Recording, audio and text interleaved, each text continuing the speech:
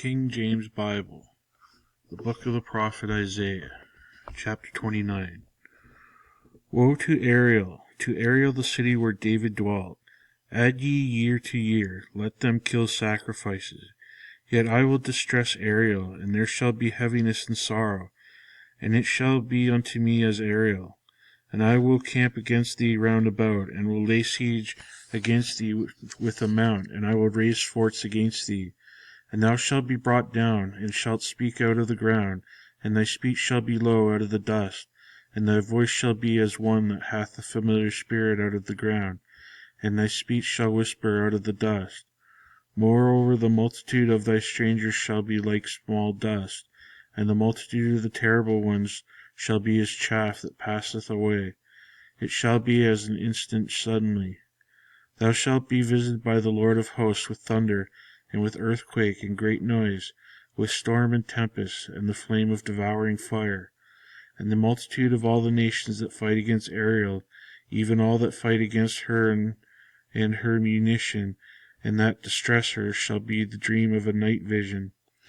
It shall be as when an hungry man dreameth, and behold, he eateth, but he awaketh, and his soul is empty. Or as when a thirsty man dreameth, and behold, he drinketh, but he awaketh, and behold, he is faint, and his soul hath appetite. So shall the multitude of all the nations be that fight against Mount Zion. Stay yourselves and wonder, cry ye out, and cry, they are drunken, but not with wine, they stagger, but not with strong drink. For the Lord hath poured out upon you the spirit of deep sleep, and hath closed your eyes. The prophets and your rulers, the seers, hath he covered. And the vision of all is become unto you as the words of a book that is sealed, which men deliver to one that is learned, saying, Read this, I pray thee. And he saith, I cannot, for it is sealed. And the book is delivered to him that is not learned, saying, Read this, I pray thee. And he saith, I am not learned. Wherefore the Lord said, Forasmuch as this people drew near me with their mouth and with their lips, do honor me, but have removed their heart far from me, and their fear toward me is taught by the precept of men. Therefore, behold, I will proceed to do a marvelous work among this people, even a marvelous work and a wonder. For the wisdom of their wise men shall perish, and the understanding of their prudent men shall be hid. Woe unto them that seek deep to hide their counsel from the Lord, and their works that are in the dark. They say, Who seeth us, and who knoweth us? Surely your turning of things upside down shall be esteemed as the potter's clay. For shall the work say of him that made it, He made me not?